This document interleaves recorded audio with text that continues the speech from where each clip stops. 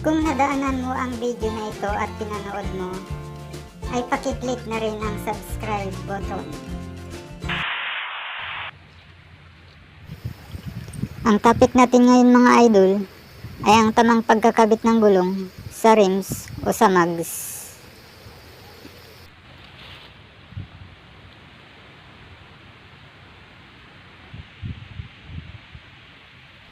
Pag nagkamali ng kabit ng gulong, madali itong mapupudpud.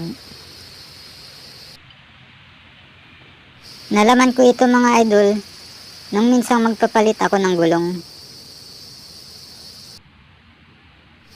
Nang ikakabit na ng vulcanizer ang gulong sa motor, ay napansin niya na baliktad pala ang kanyang pagkakakabit sa mags.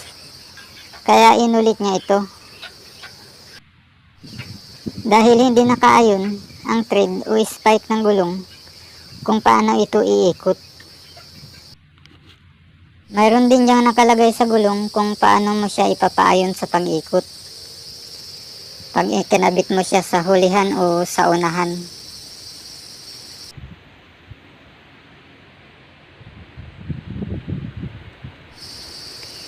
Pero yung ibang gulong walang nakalagay na ganyan.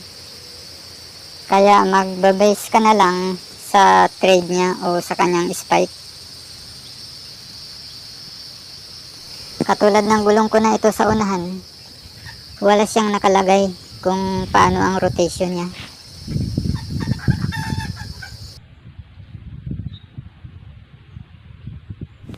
Isa pa pala mga lods, sa pagpapakabit ng gulong ay dapat ay nakalabas rin ang guhit na yan.